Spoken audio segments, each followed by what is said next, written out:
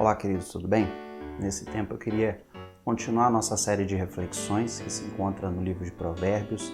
Provérbios, o livro escrito por Salomão, a sabedoria de Salomão e também a sabedoria do povo de Israel, e nos explicar tantas coisas e nos incentivar a fazer o que é correto, o que é honesto, o que é íntegro.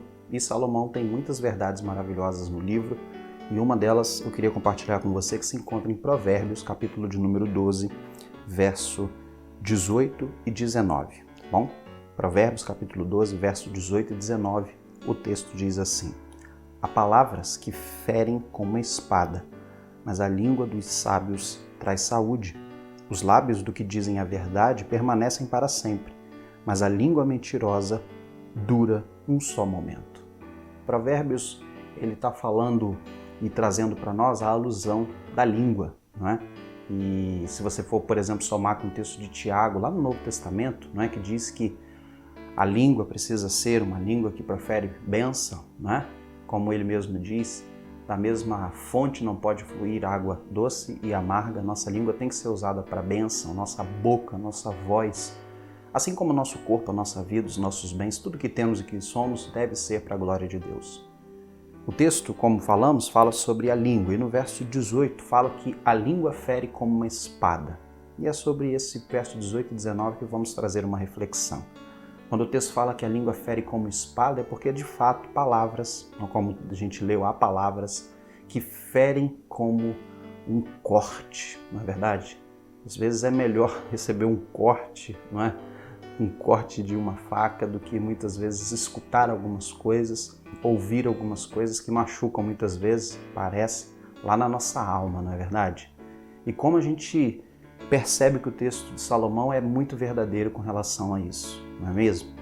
De fato, a língua tem um poder de causar uma destruição, de romper laços de credibilidade, de romper amizades, de romper relacionamentos por meio daquilo que nós falamos, aquilo que nós proferimos, ora intencionalmente e na maioria das vezes intencionalmente, mas por descuido, por falta de cuidado, por falta de zelo no que dizer e como dizer. E nós vamos falar muito sobre isso, porque nós muitas vezes proferimos palavras e sempre temos aquelas desculpas, né? Eu sou sincero, eu falo mesmo, não é? E às vezes a gente, por essa razão, a gente acaba falando o que não deve, não é? E por falar demais, a gente acaba trazendo prejuízos e muitas vezes, né, grandes, não é? Questões que deveriam ser solucionadas de forma mais sábia e que a gente acaba piorando, né? Questões que surgem por causa de desavenças, tudo porque nós fomos sinceros demais e verdadeiros demais, não é?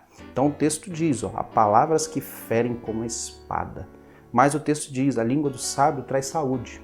Então, se você quer ter uma língua abençoada, uma língua que traz saúde à vida do indivíduo, você precisa seguir 3 passos a respeito daquilo que você vai dizer. Você precisa saber o que você diz, você precisa saber quando diz e você precisa saber como você diz.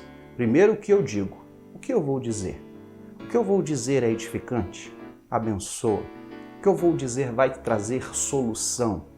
O que eu vou dizer vai ser de fato uma porção divina na vida de alguém? Se não for, não diga. Segundo, quando eu digo? Porque tem gente que às vezes quer ser sincero e verdadeiro e acaba se utilizando de uma verdade até, mas no momento errado. No momento onde você precisa ser naquele momento, não um conselheiro, e sim um pacificador. Onde você precisa naquele momento, como nós já falamos aqui em reflexões passadas, um promotor de paz. E às vezes você não consegue ser porque a sua palavra, mesmo sendo verdadeira, mesmo sendo valiosa, ela vem num momento errado. E parece que piora ainda mais as coisas e as situações. Então, quando dizer? Você precisa criar o momento certo e entender que existe um momento certo, até mesmo para se falar a verdade. A verdade ela sempre tem que ser dita, óbvio, mas existem momentos que você não precisa falar, você precisa ouvir. Você precisa perceber, você precisa ser parceiro, para depois, no momento certo, você falar a verdade. E o outro ponto é como eu vou dizer, não é?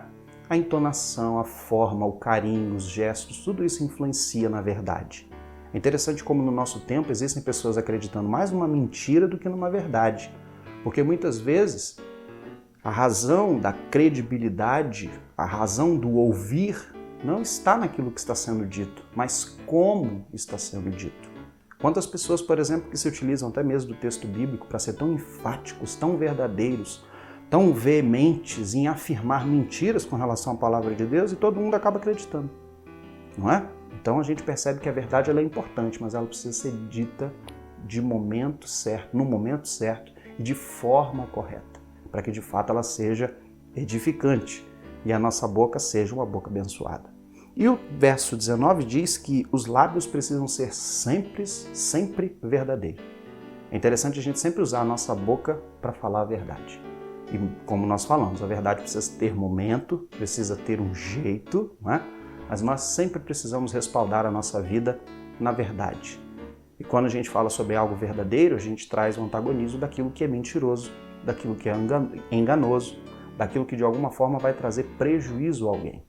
E é dessa forma que nós temos que, essa forma nós devemos evitar da nossa vida. Nós devemos ter uma língua que de fato seja verdadeira. E verdadeira é você também ser sincero, você ser compreensivo, você ser amigo, né? Que a sua palavra seja uma palavra que produz vida, que a sua palavra seja uma palavra de bênção.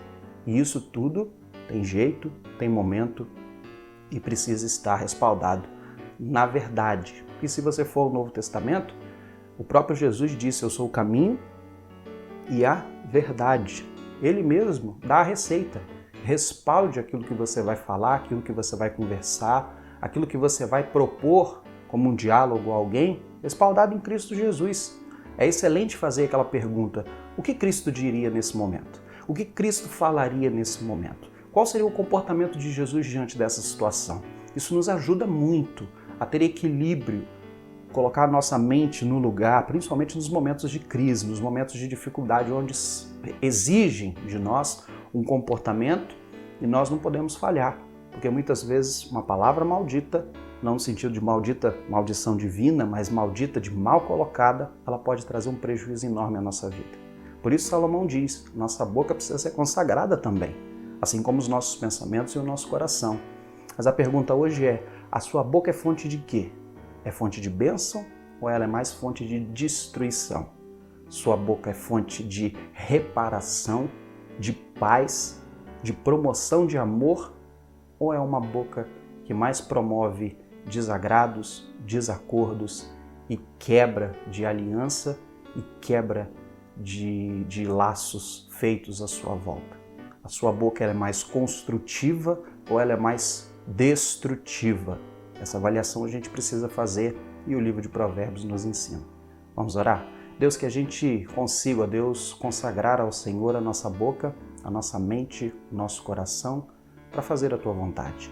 E clamamos a Deus nesse tempo, assim como Provérbios nos ensina, que consigamos usar a nossa boca, Deus, a nossa voz, como, ó Deus, um manancial de vida, de esperança, de amor, de paz, à vida das pessoas que estão à nossa volta.